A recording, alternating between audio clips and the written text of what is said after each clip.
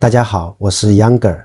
2025年6月25日 Ipsos 易普所发布亚洲城市国际化指数，在覆盖亚洲11座主要城市的评估中，香港以 73.7 分登顶，新加坡以 73.5 分屈居第二，东京70分，首尔 69.4， 上海 65.1， 分列3至5位。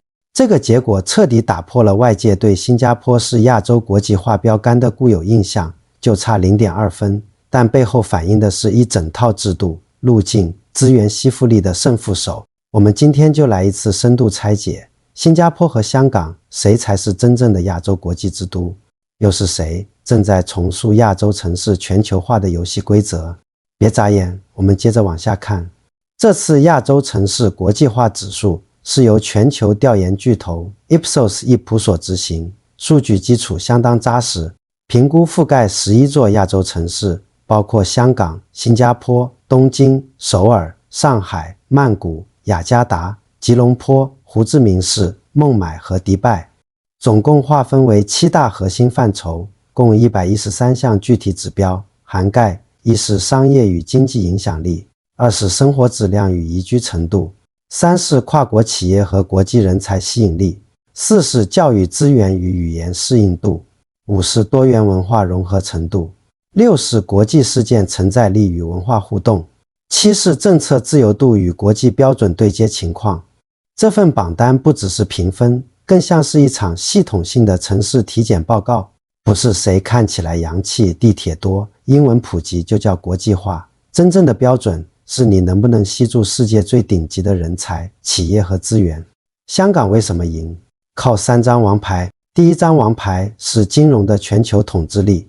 香港依然是全球第3大金融中心，拥有开放的资本市场、自由的汇率制度、成熟的金融监管。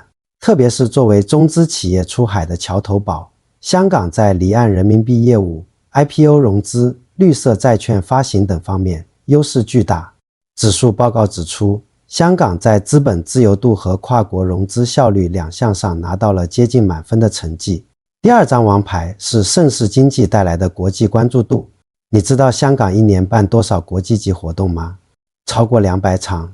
从 Art Basel 香港站 Rugby Sevens 到亚洲电影大奖和各类科技金融展会，几乎天天有会开，全球资源源源不断聚集。第3张王牌是国际教育与人才虹吸力。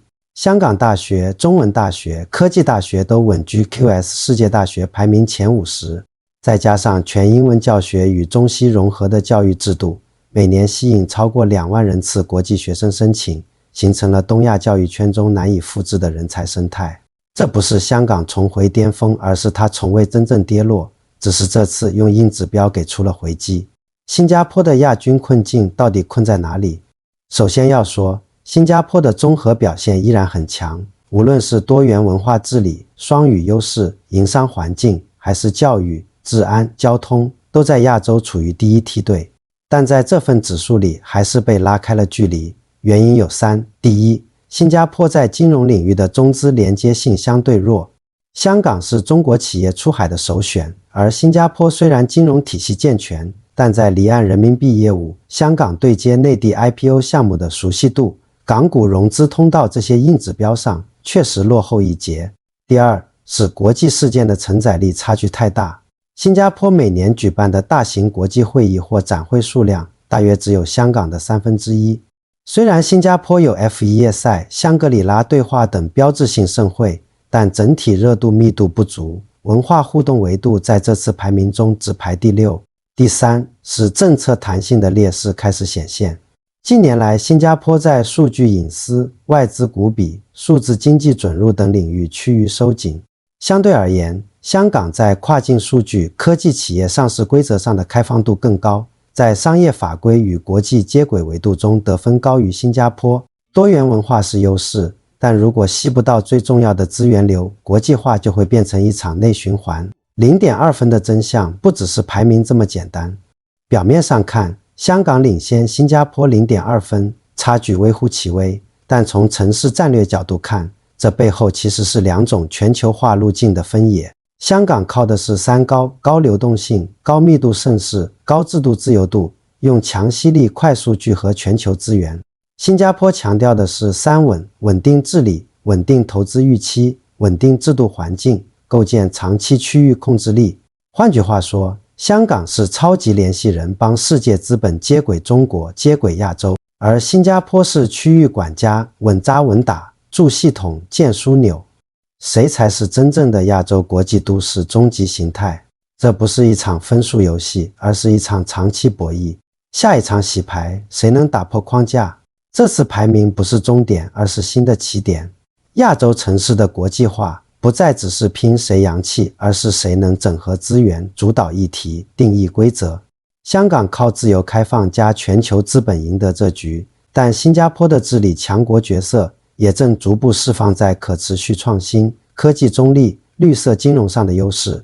最终赢家未必是哪一个城市，而是哪个城市最先完成从单项冠军向生态平台的升级。更欢迎你留言，你认为谁更有资格代表亚洲的国际化未来？香港、新加坡，还是第三者正在悄悄崛起？别忘了订阅频道，我们下期再见。